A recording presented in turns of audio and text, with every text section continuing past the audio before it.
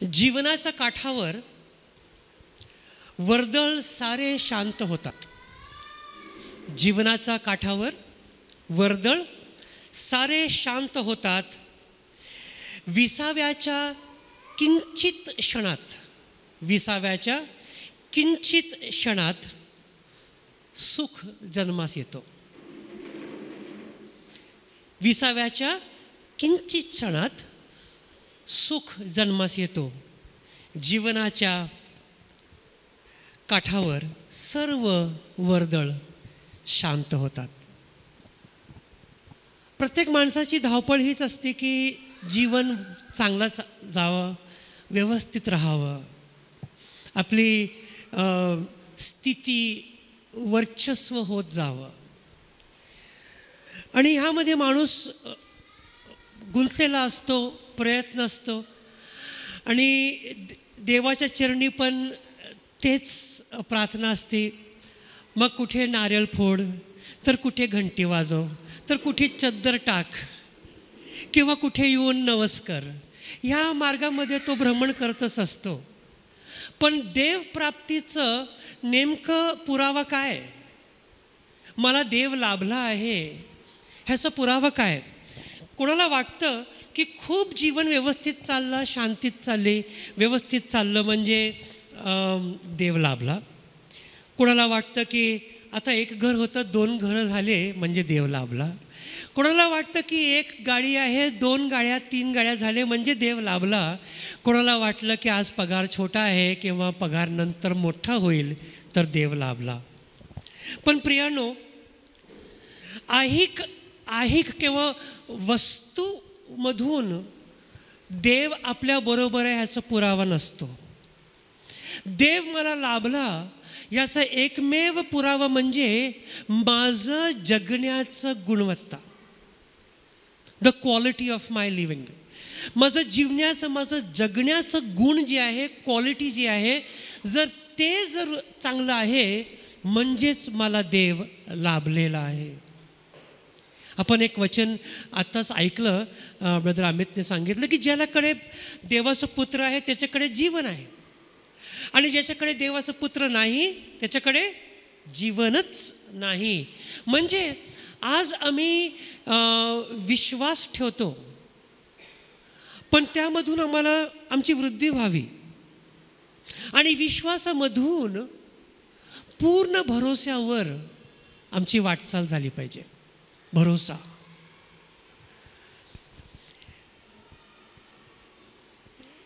देखो ये कैसी दुनिया है, देखो ये कैसी दुनिया है, सब फकीर दिल बहला रहे हैं. क्या है? देखो ये कैसी दुनिया है, सब फकीर है. म्हणजे शेवटी जे प्राप्त झालं काही हाती राहणार नाही.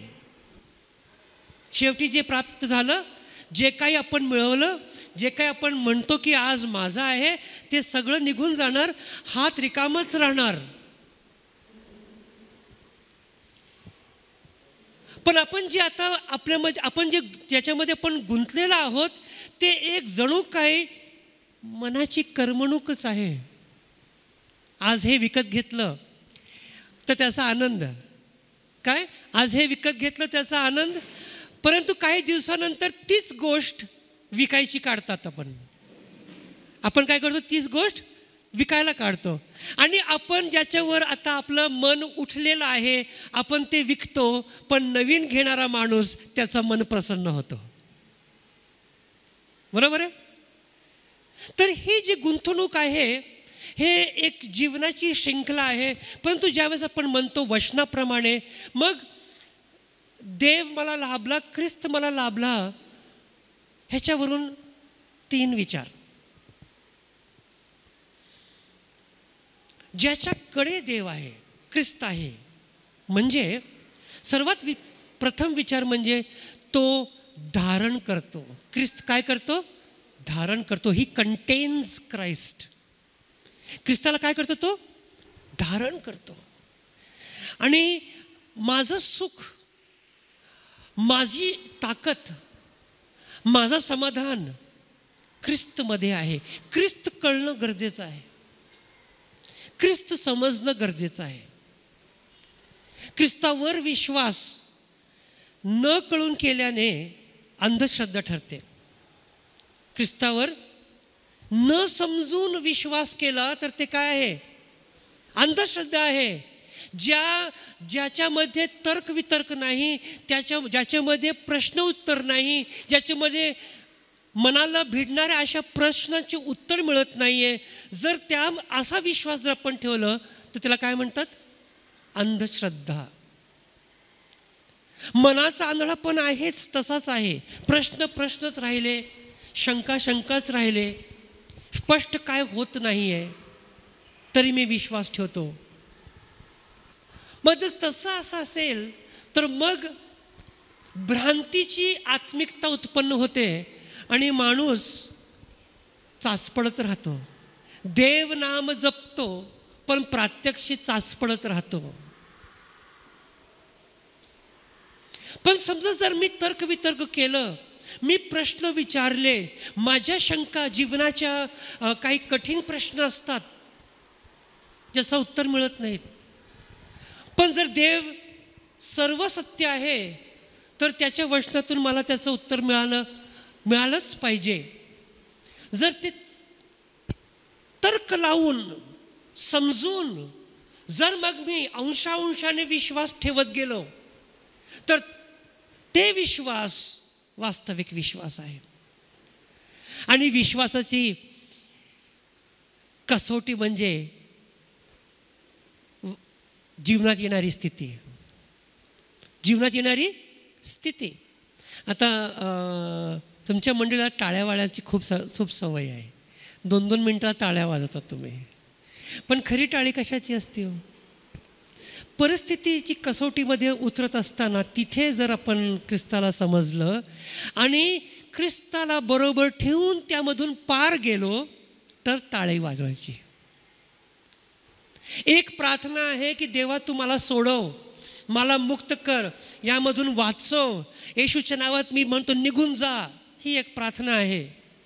आणि दुसरी प्रार्थना आहे, देवा मला माहीत आहे की ही गोष्ट खरी आहे आणि माझ्याशी भिडणार आहे, यामधून सुटका नाही, तरी तू मज बरोबर आहे तर मी ते निभून पार जाणार आहे.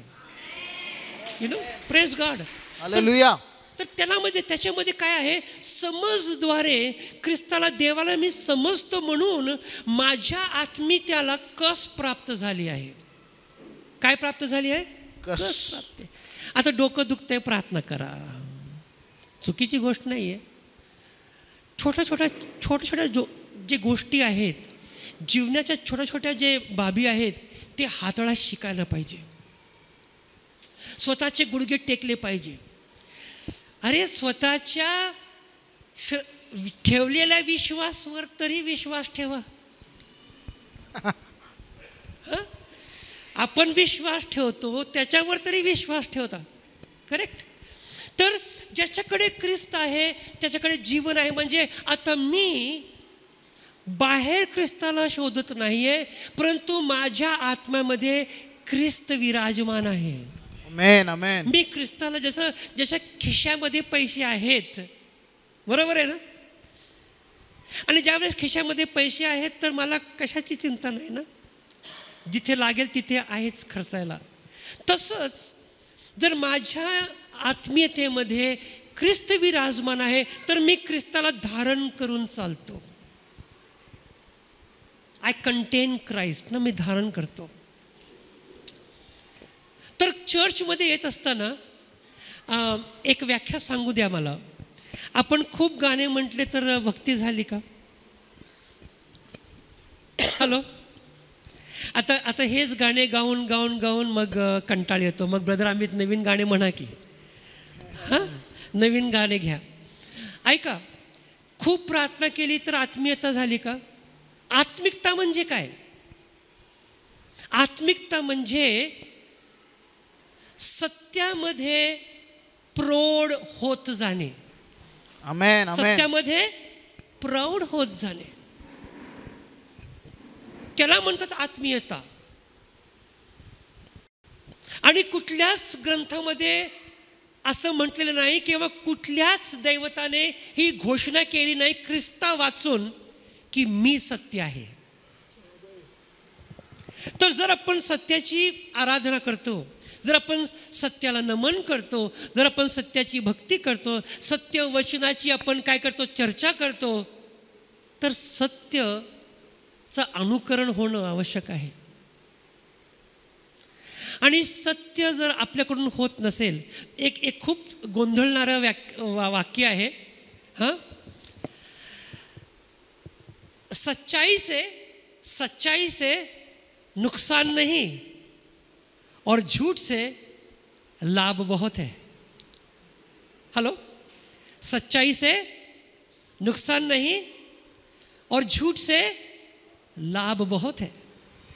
तर काय करतो माणूस, काय करतो की संधी येईल तसं सत्याचं आणि असत्याचा वापर करतो. परंतु ज्यावेळेस आपण ख्रिस्ताला आपण समर्पण करतो, नाही का, कशाला समर्पण करतो? आपल्याला समर्पण आपण करतो सत्याविषयीचा, देव प्रती. आणि आपला दुसरा विचार ज्याच्याकडे ख्रिस्त आहे तो, आता the English word is that quality is better than performance. आणि गुणवत्ता तुमच्या प्रस्तुतीपेक्षा उत्तम आहे. तुम्ही कसं प्रस्तुत करता, तुम्ही स्वतःला काय कसं दाखवता, तुम्ही काय करता, याहून श्रेष्ठ आहे तुमची गुणवत्ता. आमेन. Imagine that. ते एकमेव पुरावा आहे. ती ज्यावेळेस कोणी व्यक्ती तुमच्याशी संपर्क ठेवेल तर तुमच्या चरित्रामधून, तुमच्या गुणांमधून, तुमच्या वागणुकीमधून ख्रिस्त दिसला पाहिजे. मग तुम्ही किती मोठे काय काय बोला, लोक प्रयत्न करतात. माझे मागे म्हणा घुमाव, जोराने घुमाव, बोला सगळेजण, फिराव, पटाव, नाही तो कटाव, हे सगळे वापरतात. जगामध्ये पण वापरतात आणि मंडळीच्या आत पण वापरतात. कारण का? समज नाही आहे. ज्या व्यक्तीला समज प्राप्त होईल ना, आपोआप ह्या बाबी कमी होतील.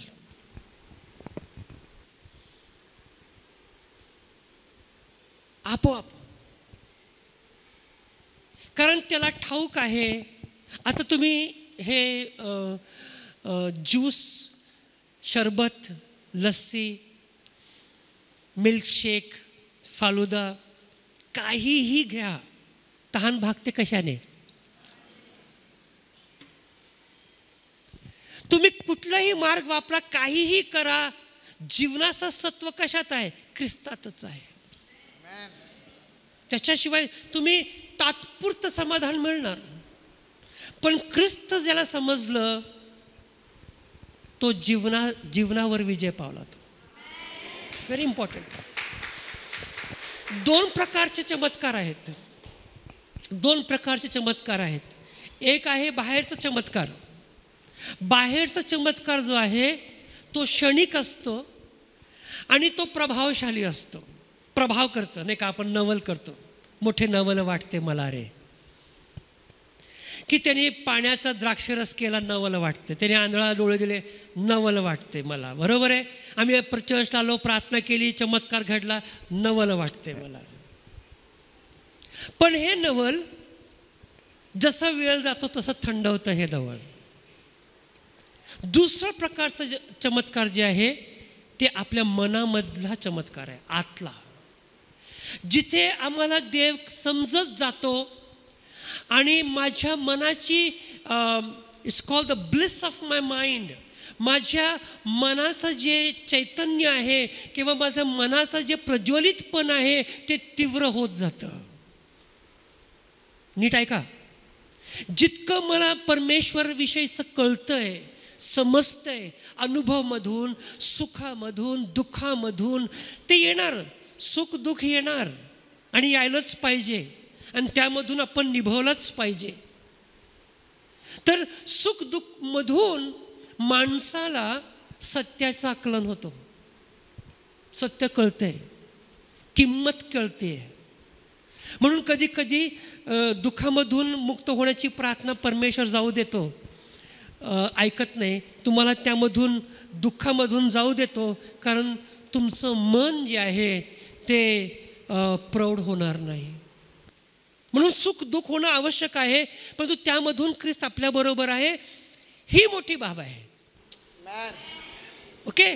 परंतु जे आतून, नीट ऐका, जे आतून मला परमेश्वर मला सुखामधूनही कळतं आणि दुःखामधूनही कळतं. आणि प्रत्येक वेळेस ज्यावेळेस माझ्या मनाला नवीन काही कळतं, माझं मन तेजोमय होतं. आणि हे जे तेजोमय आहे ते कधीही संपणार नाही. देव कधी संपतो का? नाही. देव अगम्य आहे, न संपणार आहे. आणि आपलं मनही अंशाने काय करणार? देवाला समजत जाणार. आणि ते चमत्कार, मनातला चमत्कार कधी संपणार नाही. बाहेरचा चमत्कार संपतो, आतला चमत्कार संपत नाही. नवीन कोंबडा असेल ना, तर जोरजोराने ना काय करतो? सकाळी कोंबडा काय करतो? हरोळी मारतो, नाही का? नवीन असले खूप विचारात राहा. नवीन आत्म्यात असले की खूप हे कर ते कर, जग जिंक, बरोबर आहे. परंतु जसं तुम्ही प्रौढ होणार, तुमचं लक्ष हळूवार आत्म्याच्या फळांवर जाणार. आता समाधान मला काही केल्याने नाही, मला आता समाधान ख्रिस्तासारखे व्हायचं मध्ये आहे. ख्रिस्तासारखा. बघा, बाळ जन्माला आला तर शेजारासारखा दिसून येतो. किती लोकांना कळते ते? बाळ जन्माला आला तर कोणासारखा दिसावा? आई वडिलांसारखं दिसावा की नाही? शेजारासारखं दिसलं तर? ख्रिस्ताच्या आत्म्यामधून जन्मल्यानंतर कसा दिसावा? जगासारखे दिसले तर? किती लोकांना कळते? तर ख्रिस्तासारखे होण्यामध्ये आता तिथे समाधान आहे.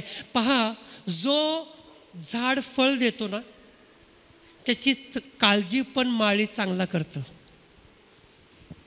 काय?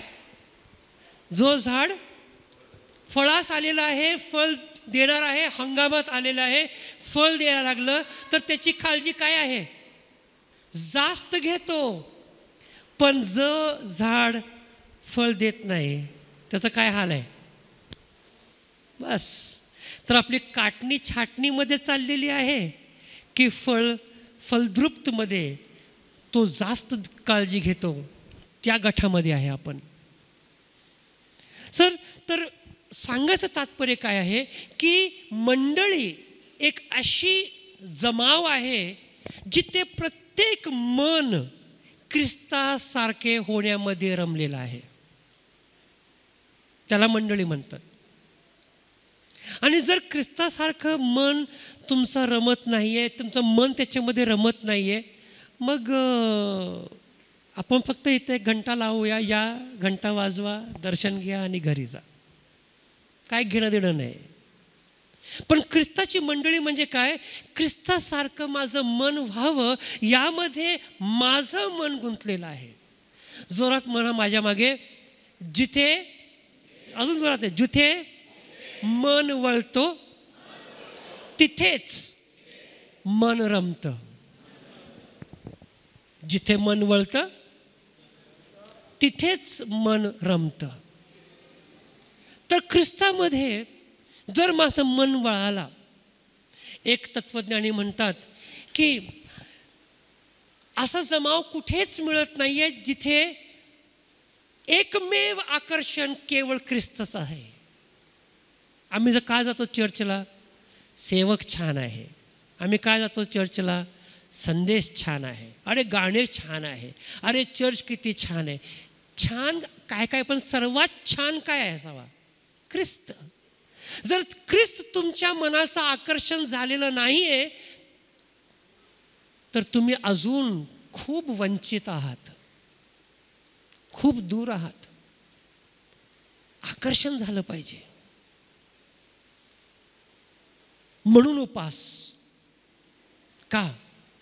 की देवा तुझी समज भिडू दे मला, की देवा तू माझा जीवनाचा काठ आहेस. तुझं आकर्षण, तुझं जे लक आहे, कुठलीच गोष्ट खूप चांगली आहे तर तसा पुरावा काय? आपण टक लावतो. काय लावतो? टक लावतो. जर माझ्या आत्म्याला ख्रिस्ताची शोभा दिसतीये तर माझ्या आत्म्यात, माझं मनाचं टक कुठं लागेल? ख्रिस्ताकडेच लागेल. तर आता मला फक्त in Latin the word is Latin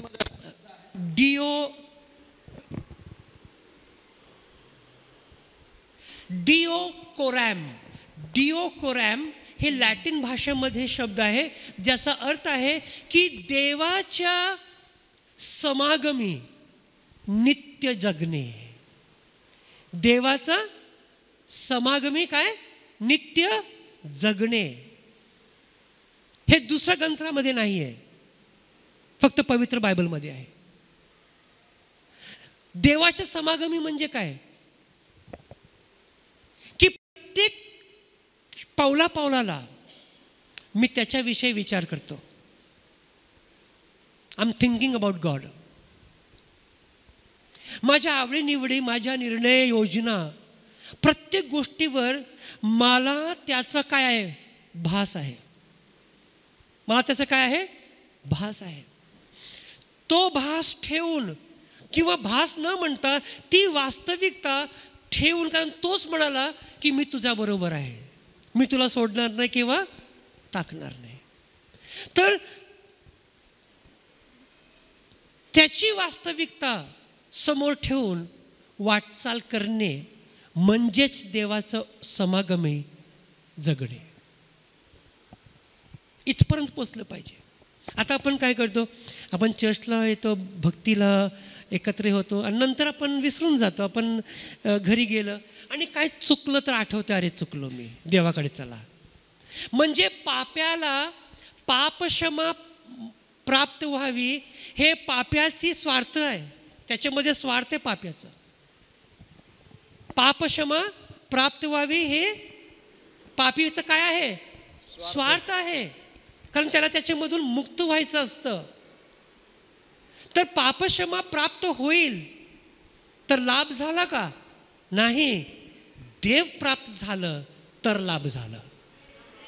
पापक्षमा प्राप्त झाली तर अजूनही लाभ झालेला नाहीये. मी फक्त स्वार्थ साधून घेतलं. मी आजारी आहे, बरं वाटावं मला. तुम्हाला माहिती आहे कुष्ठरोग्यांचं ते उदाहरण. सगळ्यांनी स्वार्थ साधून गेले, पण लाभलंय कोणाला? आरोग्य एकालाच. खरं आरोग्य शरीराचा आणि मनाचा, आत्म्याचा. त्याला खरं आरोग्य लाभलं म्हणून एकच परत आला आणि मंदिरामध्ये धन्यवाद देत नाचत गेला. बाकींना काय? स्वार्थ साध्य झाला. म्हणजे ज्याला ख्रिस्त लाभत नाहीये ते फक्त स्वार्थी विश्वासीच आहेत. हॅलो, ते काय आहेत? स्वार्थी विश्वासीच आहे. माझं चांगलं व्हावं देवा, म्हणजे देव तुमच्यासाठी देना बँक झाला. कुठला बँक झाला? देना बँक. आले बाबा बँकेकडे सगळे देना बँक. बरोबर आहे. हे दे, ते दे, ते दे, ते दे. स्वार्थ साधलेला. पण मी स्वार्थी नाहीये देवा. म्हणजेच पौल म्हणतो आपण जर त्याच्या दुःखामध्ये सहभागी तर त्याच्या गौरवामध्ये पण सहभागी होणार. बरोबर आहे. सुख दुःखात ख्रिस्ताने कष्ट काढले का? काढले. पण जर ख्रिस्ताने कष्ट काढले तर आपणही त्यामधूनच जाणार आहोत. आपण कष्ट वंचित राहणार नाही. सैतानाने ख्रिस्ताचा सामोरे केलं का? केलं. आपलाही सामोरे करणार तो. पावलावर जसं ख्रिस्त तसं आपण त्याचे अनुकरण करणारे आहोत, अनुयायी आहोत. म्हणून मंडळी ज्यावेळेस आपण येतो तर आपण एकमेव हेतू आहे. मी का जातो? म्हणून R.C. स्प्राउल म्हणतात की ज्याला देवाची टक लागलेली आहे ना, काय?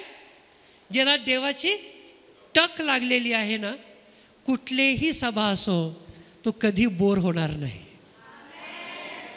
कुठलीही सभा असो कधी बोर होणार नाही, कंटाळवा येणार नाही त्याला. मग रविवारची भक्ती असो की घरामधल्या 2 लोकांची असो किंवा 4 लोकांची असो, त्याला तिथे कंटाळवाण येणार नाही, कारण त्याला त्याच्या जीवाला देवाची टक लागलेली आहे. कुठेही संधी मिळाली तर तो रमत असतो. आमेन.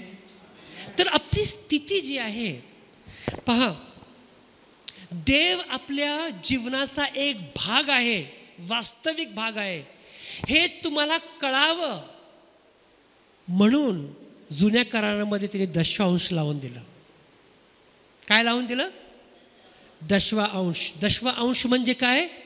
मी तुमच्या मेहनतीचा, तुमच्या आशीर्वादाचा, तुमच्या गोष्टीचा मी काय आहे? वास्तविकता आहे. म्हणून अंश देऊन तुम्ही आपल्या मनाला ते प्रमाण पटवून द्या की मी तुमच्या जीवनाचा अंश आहे. हे आहे महत्त्व त्याचं. 10वांश म्हणजे देवाला द्यायचं नाही. आपण देवाच्या दिलेल्यावरच आपण जगतो, तर आपण काय देणार त्याला? बरोबर आहे. पण आपण दिल्याने आपण काय करतो? आपण आपल्याच मनाला हे पुष्टीकरण करतो की देव माझ्या अहम गोष्टीच्या, महत्त्वपूर्ण गोष्टींचा काय आहे? भाग आहे, माझ्या वास्तविकतेचा भाग आहे. म्हणून आपण देतो देवाला. त्या पैशामध्ये, ते पैसा म्हणजे काय आहे? फक्त कागद आहे आणि त्याच्यावर गांधीजी आहे म्हणून त्याचं वजन आहे. त्याच्यावर गांधीजी आहे म्हणून वजन आहे. कागदावर गांधीजी आहे म्हणून वजन आहे. गांधीजीवर देव आहे म्हणून आपण समृद्ध आहे. हळू किती लोकांना कळतं ते? तर सर्व काही पैसा नाही आहे, पण आपण देवाला महत्त्व देतो. ऐका आता, बरकत कधीही ना थोडक्या गोष्टीमध्ये असतं, जास्त गोष्टीमध्ये बरकत नसते. लक्षात ठेवा. बरकत म्हणजे थोडं आहे पण मावतं, थोडं आहे पण पुरतं, थोडं आहे पण कमी पडत नाही आहे, त्याला बरकत म्हणतात. बरकत म्हणजे 5 गाड्या आहेत, 4 बंगले आहेत, त्याला बरकत म्हणत नाही. बरोबर आहे. तर जो परमेश्वराच्या वास्तविकतेला आपला अंश देऊन तो पुरवतो, तो आदर देतो, त्याच्यावर काय असते? बरकत असते. म्हणून मोठ्या गोष्टीची मागे लागू नका. भिकारीची व्याख्या काय माहिती आहे का? भिकारीची व्याख्या, ज्याच्याकडे काही नाही आहे त्याला भिकारी म्हणत नाही आहे. त्याला भिकारी म्हणत नाही. भिकारी म्हणजे तो गरीब आहे. गरीब आणि भिकारीमध्ये फरक आहे की नाही? आहे की नाही? हां, गरीब म्हणजे त्याच्याकडे एवढं नाही आहे पण एवढं नाही आहे. पण भिकारी म्हणजे त्याच्याकडे आहे पण तो कधी समाधानी नाही आहे. हॅलो, भिकारी म्हणजे काय? त्याच्याकडे आहे पण कधी समाधानी नाही, मागतच असतो. तुम्हाला कधी भिकारीला बघितलं का? तुम्ही दिलं ना त्याला, समजा 500 रुपये जरी दिलं ना, त्याचे 2-3 दिवसाचं भागलं गेलं तर ते 500 रुपये आत ठेवून तरी भीक मागतो.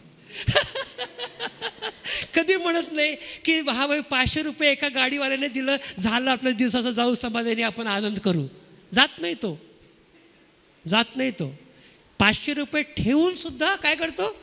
भीक मागा. तर भिकाऱ्याचं व्याख्या म्हणजे असून सुद्धा समाधानी होणार नाही किंवा होत नाही आहे, त्याला भिकारी म्हणतात. तर आपण जे आत्मिक आहे ना, आत्मिकता, ती आत्मिकता ना ख्रिस्तासारखं मध्ये होण्यामध्ये आपण करूया.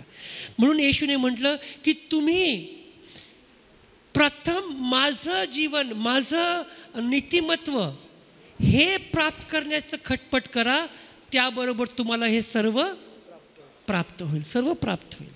पण आपण नेमकं उलटंच करतो. आपण सर्वाच्या पाठीमागे पळतं आणि नीतिमत्वाला महत्त्वच देत नाही. बरोबर आहे. तर प्रियांनो, या सकाळी चर्चमध्ये मी तुम्हाला एक खास संदेश असा देत नाही आहे, एक रँडम एक विचारांची मांडणी तुम्हाला करतो. तर चर्चमध्ये प्रत्येक व्यक्ती पहा, आपली पार्श्वभूमी काय आहे, आपण कुठल्या पातळीचे लोक आहोत हे देव बघत नाही आहे. पण आपल्या मनाचं काय स्थिती आहे, कुठल्या मनाने आपण आलो देवाकडे, ह्याला देव मान देतो, ह्याला देव मान देतो. तर आता कात्रज चर्च म्हणू नये ह्याला, कात्रज सुटलं ना तिकडं, आता बिब्बेवाडी झालं ते. ओके. तर तुम्ही जे या सेवकच्या अधीन, या मिनिस्ट्रीच्या अधीन आहात, तर तुमची प्राप्ती काय, तुमची प्राप्ती काय, किंवा सेवेची यश काय. सेवाचं यश हे आहे ज्या वेळेस ख्रिस्तासारखे लोक मंडळीमध्ये वावरू लागतील. आमेन. सांगायची गरज नाही आहे की पवित्र व्हा. पाळक येणार नाही तुमच्या मागे बघा तुम्ही पवित्र आहात की नाही. पाळक एवढंच बघतो चर्चला आलं की नाही आलं. बरोबर आहे. पण वैयक्तिक जीवनामध्ये काय चालू आहे माहीत नाही. रविवारी तुम्ही काय दाखवता तेच दिसतंय नाही का, बस. पण मनात काय चाललंय, तुमचे जीवनाचे प्रश्न, तुमचे जीवनाचे आव्हान तुम्ही कसे हाताळताय, वचनाप्रमाणे हाताळताय काय जगाप्रमाणे हाताळताय, हे कोण बघायला गेलं.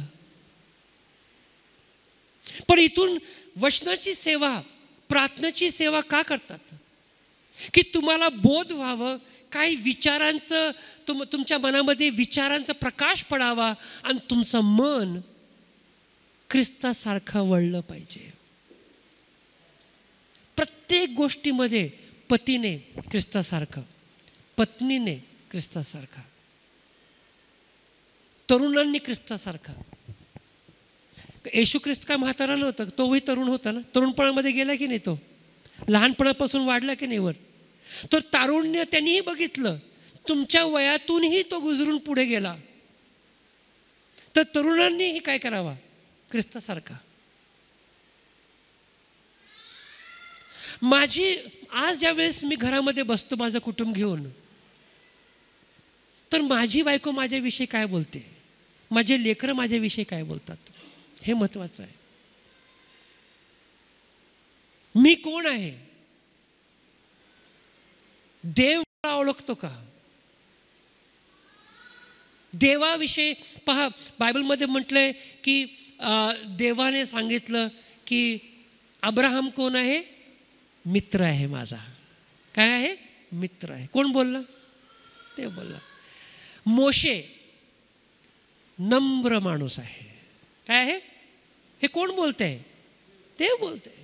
दावीद खूप चुका केली तरी माझा पदर सोडत नाही, देवाच्या हृदया मागे पळणारा. कोण बोलते, ते देव बोलते. तर योब सात्विक माणूस आहे. कोण बोलते, हा देव बोलतो. आणि आज जर मी उभा राहिलो, माझ्याविषयी देव काय म्हणणार. देवाच्या मुखामध्ये माझ्याविषयी काय असणार की नाही, की म्हणणार जा मी तुला ओळखत नाही. तर आपलं जीवनाचं पहा, जीवनाचं जे वर्दळ आहे, जीवनाचं जे वाटचाल आहे, एकदा आपण काय बप्तिस्मा घेतलं, एकदा काय आपण मंडळीमध्ये आपला समावेश झालं, एकदा आपण बायबल वाचतो, प्रार्थना करतो, तर आपली वाटचाल कुठल्या दिशेने, देवाच्या दिशेने. मला स्वर्ग नको आहे, स्वर्ग नको आहे. स्वर्ग पाहिजे का? किती लोकांना स्वर्ग पाहिजे? मला तर नको आहे. तुम्हाला पाहिजे? आता गोंधळले तुम्ही. मला नको आहे. मला कोण काय पाहिजे आहे? खुद ख्रिस्त पाहिजे. बस. ऐका ऐका, मला एक सर्वात श्रीमंत माणसाचं नाव घ्या बरं, भारतामधला किंवा कुठलाही. अंबानी. ऐका, आता जर अंबानीने तुम्हाला आमंत्रण दिलं तर तुम्हाला विचारणार का की मला कुठे ठेवणार, मला काय जेवायला देणार? तुम्ही विचारणार त्याला? नाही. म्हणजे माणूस आपल्या वजनाप्रमाणे काय करतो? इंतजाम करतो. बरोबर आहे?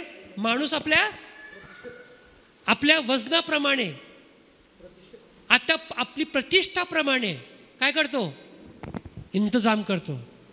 तसं आपण देवाला म्हणू का तू कुठं ठेवतो आम्हाला? स्वर्गात ठेवतो, कुठं ठेवतो? देव काय?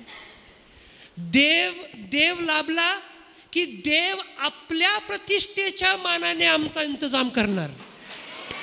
Praise God. तर स्वर्गापर्यंत, स्वर्गात जाऊ दे, स्वर्गात जाऊ दे. नरकाची भीती वाटते म्हणून स्वर्गात जाऊ दे. नरकाची भीती वाटते म्हणून स्वर्गात जाऊ दे. नरकामध्ये काय भीती वाटते तर देवाने विचारलं तर काय उत्तर देणार? हॅलो, बायबल स्टडी घ्या पास्टर अशोककडून. पहा, तर मला स्वर्गाचं मी लक्षही देत नाही. तिथे काय काय मिळणार मला आणि कसं कसं असणार, काय काय असणार, त्याचं काही घेणं देणं नाही. जिथं मन वळतंय तिथं मन रमतंय. ख्रिस्त त्याच्यामध्ये रमायचं आहे, ख्रिस्तासारखं व्हायचं आहे. शेवटचा श्वास घेताना शांतीत श्वास घ्यावा. शेवटचा श्वास घेताना असं नको की बाबा 2 थेंब टाक, ह्याला बोलव त्याला बोलव, बरोबर आहे, खीर करूनच टाक तोंडात. हॅलो, असं नाही आहे. समाधान काय आहे? ख्रिस्त समाधान आहे. म्हणून पौल म्हणतो जगणे ख्रिस्त आणि मरणे काय आहे? लाभ आहे. जर जगलो इकडं तर ख्रिस्ताप्रित्यर्थ जगणार, आणि जर समजा माझं निधन झालं, इथून जावं लागलं, तर मला लाभच लाभ आहे, कारण तो आपल्या प्रतिष्ठेप्रमाणे माझा इंतजाम करणार. Praise God. म्हणून मंडळी जी आहे हे एक ठिकाण आहे जिथे ख्रिस्ताचा नशा आला पाहिजे. आता वर्शिपमध्ये मन गुंतला पाहिजे, रमला पाहिजे. बरोबर आहे? आपण असं कधीच करू शकत नाही की देह मंडळीला आलं, मन भटकतच राहिला. घरीच ठेवून आलो आपण. घरीच काय चाललंय आणि बाहेर काय चाललंय आणि इथून पुढे किती वाजले आणि काय झाले. हे कशाचं आहे? हे कशाचं ठिकाण आहे? रमण्याचं ठिकाण आहे. Praise God. आणि आता देवामागे जायचं, देवावर भरोसा ठेवायचं, देवाचं वचन पाळण्याचं मला त्याचं ओझं वाटू नये, त्याचं टेन्शन येऊ नये मला. पण आता देवाची मला मजा यायला पाहिजे. I must enjoy God. देव म्हणजे की मला तेच दावीद म्हणतो की ज्यावेळेस ते म्हणाले की चला आपण देवाच्या मंदिरात जाऊया, मी हर्षित झालो, कारण मला माहिती आहे तिथं नाचणं, गाणं आणि जय जयकार करणार. आपण रमण्याचं ठिकाण आहे, देवामध्ये रमण्याचं ठिकाण आहे. बाबा, आईस्क्रीम पार्लरमध्ये जाऊन कोणी भाकरी मागते का? हॅलो, बरोबर आहे की नाही? तर जिथे आपण आहोत त्या गोष्टीत देवासाठी आलो. देवाचा आनंद घ्या, देवामध्ये रमा, स्वतःचं चाचणी करा, आत्मपरीक्षण करा. पवित्र आत्मा तुम्हाला टोचणी देतो, त्याचा ऐका, स्वतःला वळवा. कोणी सांगायची गरज नाही गुडघ्यावर या, कोणी सांगायची गरज नाही की आता आमच्यासाठी प्रार्थना करा. स्वतः परमेश्वर, कारण देव आणि आपल्यामध्ये एकच मध्यस्थ आहे. कोण आहे तो? ख्रिस्त. पाळकाने हात ठेवलं डोक्यावर की नाही ठेवलं काय फरक पडत नाही, ख्रिस्ताने ठेवलं पाहिजे. आणि ख्रिस्त कधी ठेवतो? तुम्ही गुडघे टेकल्यानंतर. तुम्ही स्वतः झटून त्याच्या मागे लागलं तर परमेश्वर लाभ होणारच. आमेन आमेन. यु नो, पाणी कधी म्हणत नाही की माझ्या मागे या, म्हणतंय का? पाणी कधी स्वतःची वाह करत नाही. बरोबर आहे, बरोबर आहे. पण ज्याला पाण्याची किंमत माहिती आहे ना, तो पाणी काय करतो? सांभाळतो, योग्य वेळे वापरतो. तसा देव आहे, तसा देव आहे. म्हणून या सकाळी ह्या विचारानं, ज्याच्याकडे ख्रिस्त आहे म्हणजे त्याच्याकडे जीवन. आज मला फरक पडत नाही मी बूट घालो किंवा चप्पल घालो किंवा नाही जरी काही असलं तरी मला फरक पडत नाही. का? कारण माझ्या आत्म्यामध्ये ख्रिस्त विराजमान आहे, मी धारण आहे. पौल म्हणतो की तुमचं मन ख्रिस्तामध्ये ऐश्वर्य प्राप्त करो, ख्रिस्तामध्ये ऐश्वर्य प्राप्त करो. तर नेमका हा ख्रिस्त आहे का? हा फक्त क्रुसावर येऊन मेला आमच्यासाठी, आमचे पापाचं त्यांनी किंमत चुकवली आणि आम्ही पश्चाताप केलं, त्यांनी मला क्षमा दिली, एवढंच आहे का ख्रिस्त? की अजून काय गहन आहे, अजून काय आहे? बघा, ज्या वेळेस काही आवडू लागतं ना आपल्याला, आपण त्याचं पूर्ण छानबीन करतो. काय करतो? पूर्ण माहिती काढतो की नाही? बरोबर आहे. तसंच आता परमेश्वर, आता ख्रिस्त, मी ख्रिस्ताला आवडा लागलो, ख्रिस्त मला आवडा लागला, म्हणून आता ख्रिस्त माझा अभ्यासाचा विषय झाला आहे. काय झाला आहे? अभ्यासाचा विषय झाला आहे. पहिलं फक्त श्रद्धेचा विषय होता, विश्वासाचा विषय होता. आता काय झालं आहे? अभ्यासाचा विषय झाला आहे.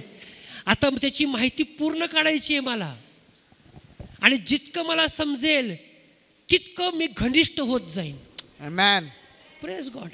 आणि जसं मी म्हणलं की ज्या व्यक्तीला फळ लागतं ना, त्याच्या आत्म्याला फळ लागतं ना,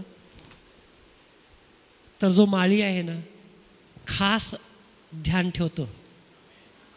काय करतो? खास ध्यान ठेवतो. म्हणून तुमचं जे आत्म्याचे फळं आहेत त्याला दुर्लक्ष करू नका.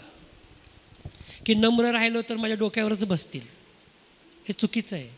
Hello, correct? जर मी मदत करत राहिलो तर सगळं माझ्या अंगावरच टाकणार ते. बरोबर? हे दैहिकता झालं. बरोबर? तुम्हाला एक कोट आहे इंग्लिशमध्ये, मराठीमध्ये सांगतो की खिळा असतो, खिळा असतो, खिळा वाकडा झालं की त्याला सोडून देतात. हॅलो, खिळा काय असतो? वाकडा झाला तर सोडून देतो, पण आहे तो खिळाच. बरोबर आहे? पण सरळ राहिला तर बळवण्यात येतं आणि पूर्ण काम पूर्ण होतं. हॅलो, काय? हां, तर तुम्ही मंडळीमध्ये कुठल्या प्रकारचे खिळे आहेत ते लक्षात ठेवा. आलं लक्षात? तर जर तुमचं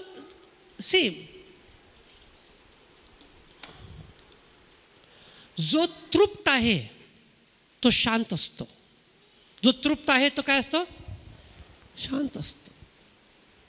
जो आतून तृप्त नाही आहे तो बाहेरून गडबड करतो. जो स्वतःला आदर देतो तो दुसऱ्यांना आदर देतो.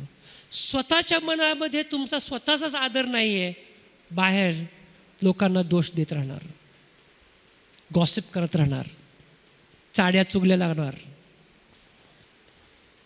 जो आत स्थिर, सगळ्या गोष्टीत स्थिर. Very important.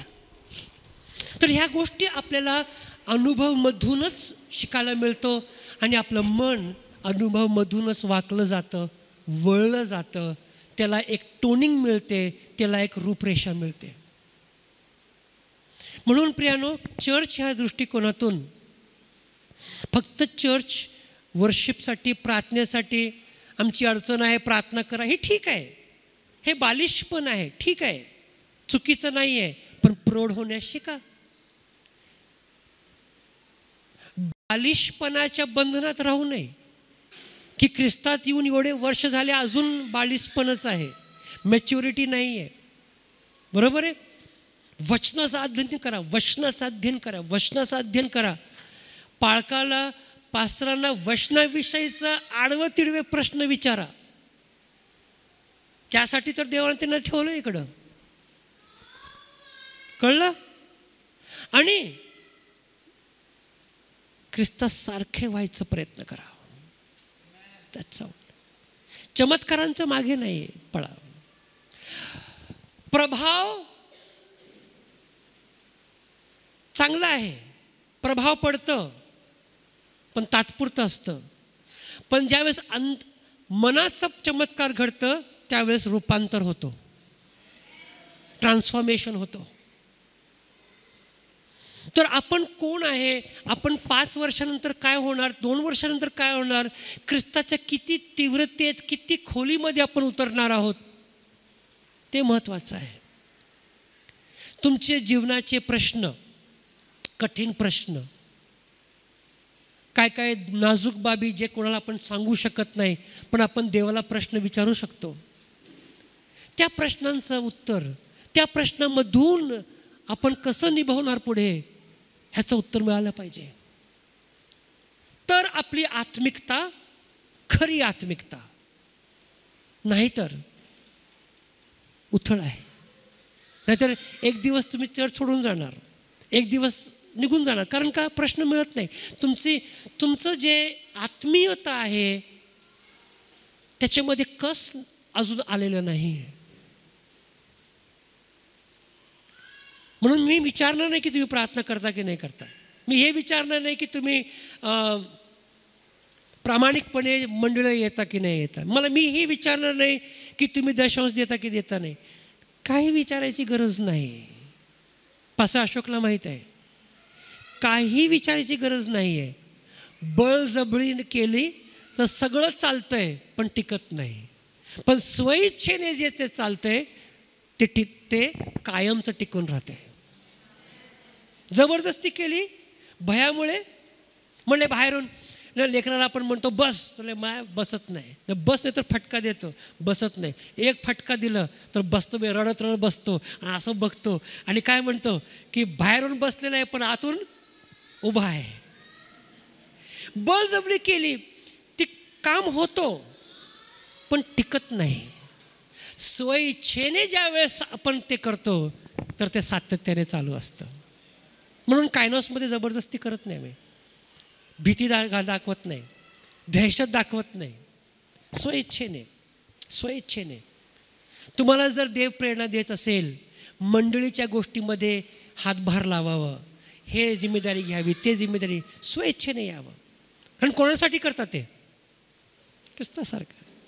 इथंही ख्रिस्त आहे, तिथंही ख्रिस्त आहे. इथंही पवित्र आत्मा आहे, तोच पवित्र आत्मा तिथेही आहे.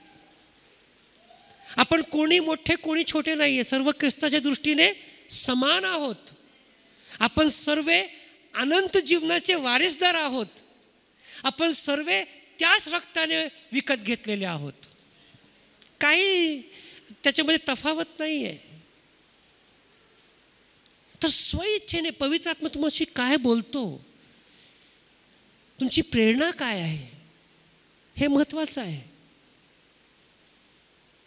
म्हणून ह्या सकाळी तुमच्यामध्ये येऊन मी फक्त मी ठरवलं की मी काहीच एक संदेश देणार नाही.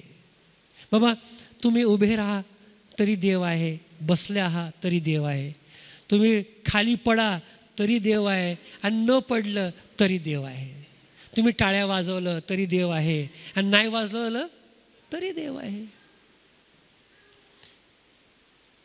तुम्हाला फक्त प्रोत्साहन ह्यासाठी करायचं आहे की कायनोस टेम्पल हे जे नाव आहे मंडळीचा, त्या मंडळीमध्ये सहभागी होऊन तुमची आत्मिक स्थिती ख्रिस्तासाठी सारखं झाली नाही तर ही मिनिस्ट्री व्यर्थ ठरली. ही मिनिस्ट्री काय झाली? व्यर्थ ठरली. पण तुम्ही आले आणि तुम्ही अजून ख्रिस्ताचे जवळ गेले, ख्रिस्त कळू लागलं, ख्रिस्तासारखं तुमचं मनाचं ध्यास झालं, तर मात्र ही मिनिस्ट्री फलदायी आहे. आमेन. Praise God. आम्ही कधीच म्हणत नाही की अमकं द्या तमकं द्या, काहीच नाही. लक्ष कशावर आहे? ख्रिस्तावर. बस, दुसरं काही नाही. म्हणून प्रियानो, आपण दुरून लांबून येतो, आपण काही वेळ इथं घालवतो, काही जीवनाचे प्रश्न आहेत, ठीक आहे, प्रार्थना आपण एकमेकाशी करतो, परंतु स्वार्थी विश्वासी होऊ नका. पण असे विश्वासी व्हा की आता देवामध्ये रमणारे पाहिजे. तर जे अजून देवामध्ये रमत नाही ना, एक टोमणात्मक मला सांगू द्या, जे अजून देवामध्ये रमत नाही ना, ते देवाच्या उरावर ओझे आहेत. देवाच्या उरावर ओझे आहेत, बरोबर ना. आता लेकरं वाढले, आता लेकरं वाढल्यानंतर काय केलं पाहिजे? कमवलं पाहिजे. आईवडिलांच्या कमाईला, कारोबारला जरा हातभार लावलं पाहिजे, नाही का. आता सगळं झालं, अजून आईवडिलाच्या डोक्यावर उरावर बसूनच खातात म्हणजे काय? मग एवढं अभ्यास आणि एवढं फी भरून, एवढं तुम्हाला शिक्षण देऊन कामाला लावून फायदा काय? मग असंच आहे देवाबरोबर पण. आता हिलिंग दिलं, आरोग्य दिलं, भरभराट दिली, शैतानाच्या बंधनातून सोडवलं, पापांची क्षमा दिली, सगळं काय दिलं तरी आज उरावरच बसलेले. पण जो ख्रिस्तामध्ये रमतो, मग थोडंसं अजून, मग मी बंद करणार, तर तो जो ख्रिस्तामध्ये रमू लागतो ना, देवामध्ये रमू लागतो ना, तर तो त्याग करण्यास शिकतो. तो संकटामध्ये तरायला शिकतो. दुःखाचा आता त्याला दुःख वाटत नाही, कारण त्याला माहिती आहे दुःखामध्ये ही ख्रिस्त माझ्याबरोबर आहे. जर माझं पर्सिक्युशन झालं, छळ झालं, शिकतो तो. छळ झालं तरी माझं छळ होत नाही, ख्रिस्ताचा छळ होतोय. तेच ख्रिस्ताने शौलाला सांगितलं, तू लोकांना छळतो पण तू लोकांना नाही, मला छळतो. कळलं? तर जो देवामध्ये रमतो ना, मग तो आपोआप त्याग करायला शिकतो, सहन करायला शिकतो, क्षमा करायला शिकतो. म्हटलेलं आहे की कमजोर व्यक्ती काय घेतो? सूड घेतो. दुर्बल व्यक्ती काय घेतो? सूड घेतो. मजबूत व्यक्ती क्षमा करतो. मजबूत व्यक्ती क्षमा करतो आणि हुशार व्यक्ती नजरअंदाज करतो. काय? हुशार व्यक्ती काय करतो? नजरअंदाज करतो. ऐका, तर ह्या सगळ्या गोष्टी ना हळूहळू नम्रता म्हणजे काय? तुम्ही नम्र आहात का? खरी उत्तर तुमच्या बायकोकडून मिळेल, खरी उत्तर नवऱ्याकडून मिळेल. नम्र आहात का? नम्र म्हणजे काय? समज प्राप्ती झाल्यामुळे आता माझं जे मन आहे ते वाकलेलं आहे. माझं मन काय झालेलं आहे? वाकलेलं आहे. लोखंड कसा असतो? कडक असतो. धातू आहे, वाकत नाहीये. पण त्याच्या कुवतीपेक्षा काहीतरी जास्त त्याला दिलं तर तो तापला जातो आणि काय होतो? वाकतो, वितळतो. देवाची समज आमच्या कुवतीपेक्षा मोठी आहे. पवित्र आत्मा आपल्याला तेच देतो. परमेश्वराचा गहन विचार, गहन समज, तो आमचं अक्कल उघडतो.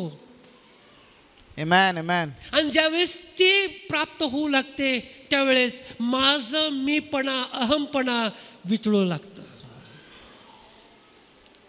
माझा लोखंड, माझं पास्ट जे आहे ते वाकलं जातं. आणि एकदा काय वाकलं, मन वाकलेले मनाची अवस्थाला नम्रता म्हणतात. हळू बोलल्याने त्याला नम्रता म्हणत नाही, वेळ आल्यावर दाखवतात त्याला. बरोबर आहे. तर फक्त विश्वासी राहू नका. विश्वासी राहिले की अजून दूर आहेत तुम्ही. अनुयायी बना, त्यामध्ये उतरा, पाण्यामध्ये उतरा, देव म्हणलेल्या पाण्यामध्ये उतरा. फक्त प्रार्थनेच्या उत्तरमधून समाधानी राहू नका. जर तुम्ही प्रार्थनेचं उत्तर आणि चमत्कार आणि चांगल्या गोष्टीच्या एवढंच मिळालं ना तुम्हाला, तर तुम्ही स्वतःच्या जीवाला धोका देत आहात. कारण तुमच्या जीवाला काय प्राप्त होत नाही आहे. वेळ निघून जाईल, वय निघून जाईल आणि एक दिवस निघूनच जावं लागेल. पण जे तुमच्या जीवाला लाभलं आहे तेच पुढे तुमच्याबरोबर जाणार. तर प्रश्न हा आहे की ख्रिस्त तुम्हाला लाभला आहे का? ख्रिस्त लाभला तर तुम्ही आपल्या जीवाचा फायदा करता आणि ते फायदा अनंत आहे. आमेन. आपले डोळे बंद करूया.